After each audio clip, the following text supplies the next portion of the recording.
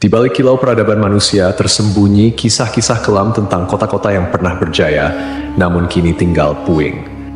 5 nama terukir dalam sejarah bukan karena kejayaannya, melainkan karena kehancurannya yang spektakuler. Kota-kota ini, yang konon dikutuk oleh Sang Pencipta, menjadi pengingat abadi akan batas antara kehendak manusia dan murka ilahi. Dari debu dan abu, kisah mereka berbisik, memperingatkan generasi mendatang tentang harga yang harus dibayar atas pembangkangan dan dosa. Mari kita telusuri jejak kota terkutuk ini, yang nasibnya telah diputuskan oleh tangan Tuhan sendiri. 1. Pompei. Pompei adalah sebuah kota kuno yang terletak di wilayah Campania, Italia. Kota ini memiliki sejarah panjang yang dimulai jauh sebelum kehancurannya secara tragis pada tahun 79 Masehi. Pompei telah berdiri sejak abad ke-7 sebelum Masehi oleh suku Ossi. Awalnya, Pompei merupakan sebuah pemukiman kecil yang kemudian berkembang menjadi kota pelabuhan penting di wilayah Napoli. Pompei pun berkembang menjadi kota yang besar pada masanya. Kota ini juga dikenal yang jauh lebih subur daripada tempat lain, karena Pompei terletak di kaki Gunung Vesuvius, sebuah gunung berapi purba yang merupakan satu-satunya gunung berapi aktif di Eropa. Para petani di kota ini banyak yang menanam anggur dan zaitun. Kesuburan tanah ini merupakan salah satu faktor utama yang mendorong pertumbuhan dan kemakmuran Pompei selama berabad-abad. Meskipun Gunung Vesuvius telah lama menjadi bagian dari lanskap kota Pompei, penduduk kota tampaknya tidak menyadari bahaya yang kelak akan ditimbulkannya. Gunung Vesuvius diketahui telah tidak aktif selama berabad-abad, dan pengetahuan vulkanologi pada masa itu masih sangat terbatas. Kota Pompei merupakan bagian dari wilayah kekuasaan Romawi kuno. Banyak dari masyarakatnya merupakan keturunan Romawi, dan di seluruh wilayah Kekaisaran Romawi kuno, praktik prostitusi memang dilegalkan. Namun Pompei menawarkan sesuatu yang lebih. Diperkirakan ada 35 rumah bordil yang tersebar di kota ini. Di Pompei ada beberapa lupanar, dengan yang paling terkenal disebut Lupanar Grande, yang merupakan satu-satunya rumah bordil besar yang ditemukan di sana. Kata lupanare sendiri berasal dari kata Latin lupa, yang berarti serigala betina, istilah yang juga digunakan untuk para pelacur pada zaman itu. Di dalam Lupanar Grande, ditemukan kamar-kamar kecil dengan lukisan erotis di dinding, yang kemungkinan besar digunakan sebagai semacam menu untuk layanan yang ditawarkan di sana. Rumah bordil ini memiliki 2 lantai. Lantai pertama diperuntukkan bagi kelas bawah, sedangkan lantai kedua digunakan oleh pelanggan kelas atas. Jumlah yang tergolong banyak mengingat Pompei hanya seluas 12 km² dengan populasi sekitar 11.000 orang.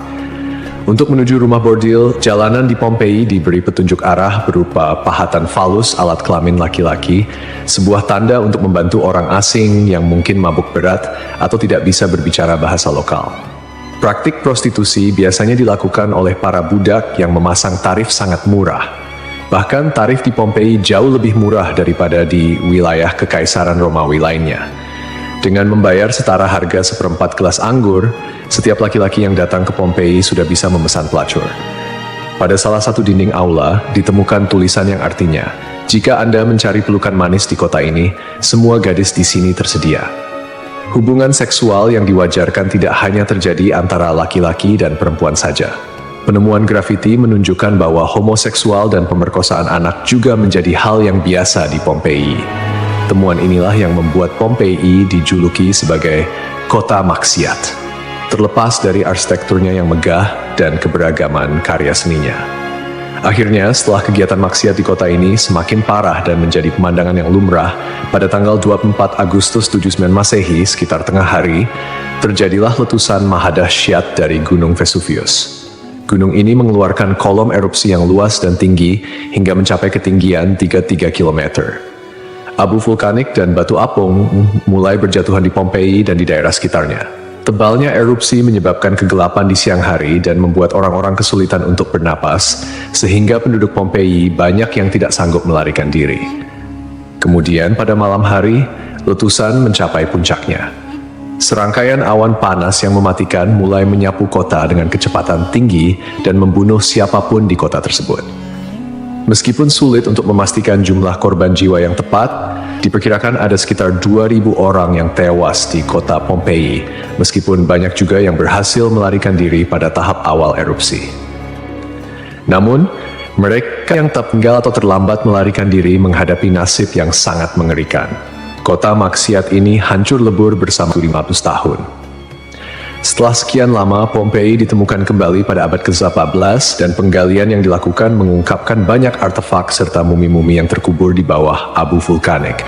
Pompei kini menjadi simbol peringatan akan bahaya dari keangkuhan dan dosa manusia.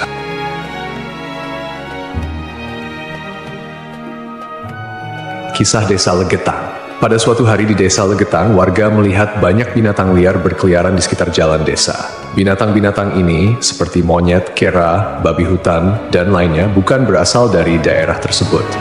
Setelah diselidiki, ternyata hewan-hewan ini berasal dari Gunung Pengamun-Amun, yang berada agak jauh dari Desa Legetang. Kejadian ini membuat warga khawatir dan mereka bermusyawarah untuk menyikapinya. Mereka menyimpulkan bahwa turunnya hewan-hewan dari gunung adalah pertanda akan terjadinya musibah besar. Kepercayaan lokal yang menyatakan bahwa hewan bisa merasakan bencana sebelum terjadi mendorong warga Desa Legetang untuk bertindak cepat. Mereka memutuskan untuk kerja bakti membuat parit di lembah Gunung Pengamun-Amun sebagai upaya antisipasi bencana, khususnya longsor.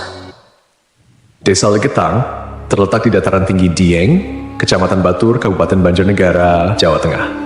Desa ini dikenal dengan tanahnya yang sangat subur, bahkan lebih subur dibandingkan desa-desa lainnya di sekitarnya.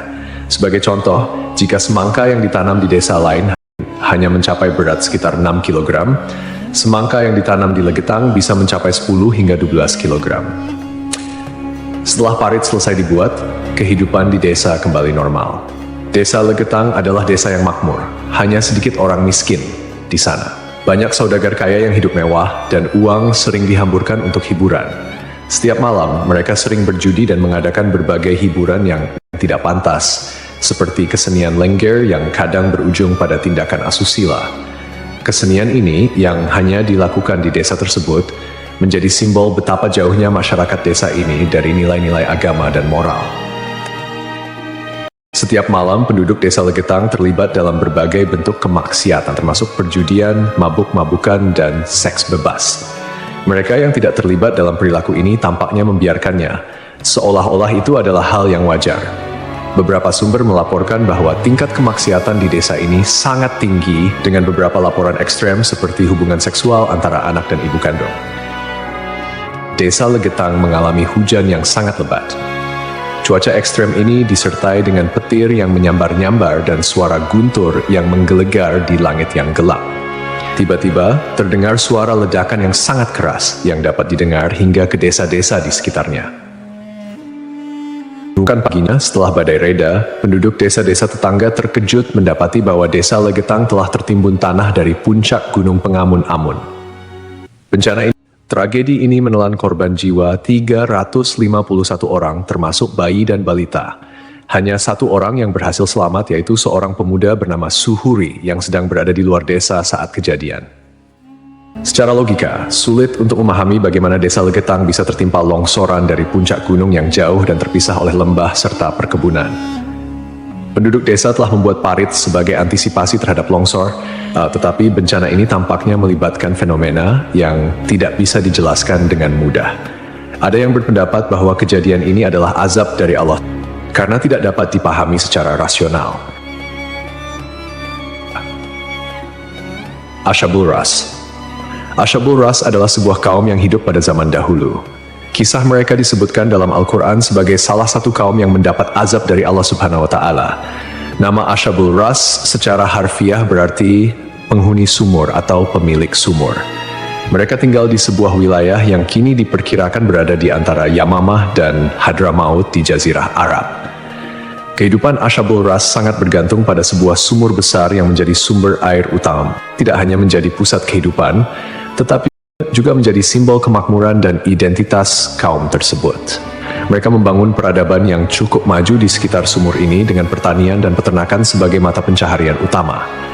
Namun, meskipun telah diberi nikmat berupa sumber air yang melimpah, Ashabul Ras justru menyalahgunakan anugerah tersebut. Mereka mengembangkan sistem kepercayaan yang menyimpang dan menyembah pohon cemara besar yang tumbuh di dekat sumur mereka. Pohon ini dianggap suci dan dijadikan objek penyembahan, menggantikan Allah Subhanahu wa Ta'ala sebagai Tuhan yang seharusnya disembah. Kemusyrikan Asyabul Ras tidak berhenti pada penyembahan pohon saja. Mereka juga mengembangkan praktik-praktik yang bertentangan dengan ajaran Tauhid, seperti membuat patung-patung yang merepresentasikan dewa-dewa mereka, kemudian melakukan ritual dan persembahan kepada pohon cemara, serta menolak ajaran-ajaran monoteisme yang dibawa oleh para nabi dan rasul. Allah Subhanahu wa Ta'ala dalam rahmatnya yang tak terbatas tidak langsung menghukum Asyabul Ras. Sebaliknya, Allah Subhanahu wa Ta'ala mengutus seorang nabi kepada mereka untuk membimbing dan mengingatkan mereka akan jalan yang benar. Nabi yang diutus ini, menurut beberapa riwayat, adalah Nabi Syuaib, meskipun ada juga yang berpendapat bahwa ia adalah nabi yang lain yang namanya tidak disebutkan dalam Al-Quran. Nabi yang diutus kepada Asyabul Ras berusaha dengan gigih untuk mengajak kaumnya kembali ke jalan yang lurus. Ia menyampaikan risalah Tauhid, mengajak mereka untuk hanya menyembah Allah Subhanahu wa Ta'ala dan meninggalkan penyembahan terhadap pohon dan berhala. Nabi ini mengingatkan mereka akan nikmat-nikmat Allah Subhanahu wa Ta'ala yang telah diberikan, termasuk sumur yang menjadi berkah dalam kehidupan mereka. Namun, meski telah diingatkan, mereka tetap keras kepala dalam kekufuran dan kemusyrikan, bahkan mulai mengancam dan memusuhi Nabi yang diutus kepada mereka. Penolakan ini berlangsung dalam waktu yang cukup lama, menunjukkan kesabaran Allah Subhanahu wa Ta'ala dalam memberi kesempatan kepada hamba-hambanya untuk bertaubat. Setelah bertahun-tahun menolak ajakan Nabi mereka dan tetap teguh dalam kekufuran, akhirnya azab Allah Subhanahu wa Ta'ala turun kepada kaum Asyabul Ras. Azab ini datang sebagai konsekuensi dari penolakan mereka yang terus-menerus terhadap ajaran Tauhid dan ketekunan mereka dalam menyembah selain Allah Subhanahu wa Ta'ala. Menurut beberapa riwayat, azab yang menimpa Asyabul Ras terjadi dalam beberapa tahap. Pertama, terjadi kekeringan dan paceklik. Allah Subhanahu wa Ta'ala mulai mengurangi curahan rahmatnya dengan menahan air hujan. Akhirnya, terjadi kekeringan berkepanjangan. Tanaman-tanaman mereka mengering dan ternak mereka mulai mati kelaparan. Ini merupakan peringatan awal bagi Asyabul Ras, namun mereka tetap tidak mengindahkannya.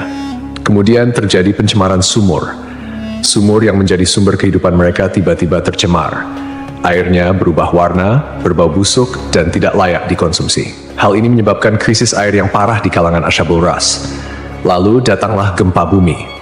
Sebuah gempa dahsyat mengguncang wilayah tempat tinggal Asyabul Ras. Gempa ini menghancurkan bangunan-bangunan dan infrastruktur yang telah mereka bangun selama bertahun-tahun. Akhirnya, mereka pun binasa, meninggalkan kisah yang menjadi peringatan bagi generasi-generasi setelahnya tentang konsekuensi dari menolak petunjuk ilahi dan hidup dalam kemusyrikan.